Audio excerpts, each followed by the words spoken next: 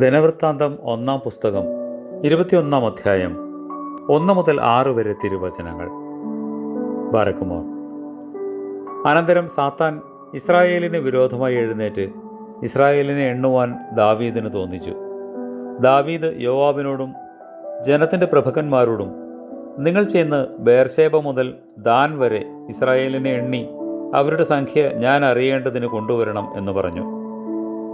അതിന് യോവാബ്, കർത്താവ് തൻ്റെ ജനത്തെ ഉള്ളതിൽ 100 ഇരട്ടിയായി വർദ്ധിപ്പിക്കട്ടെ.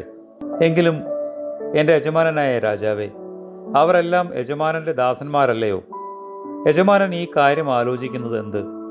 ഇസ്രായേലിന് കുറ്റകാരണമായി തീരുന്നത് എന്തിന് എന്ന് പറഞ്ഞു. യോവാബ് രാജാവിൻ്റെ കൽപ്പന അനുസരിക്കേണ്ടി വന്നു. അതിനാൽ യോവാബ് പുറപ്പെട്ട് ഇസ്രായേലിൽ എല്ലായിടവും സഞ്ചരിച്ച് യെരൂശലേമിലേക്ക് മടങ്ങി വന്നു. യോവാബ് ജനത്തെ എണ്ണിയ സംഖ്യ ദാവീദിന് കൊടുത്തു.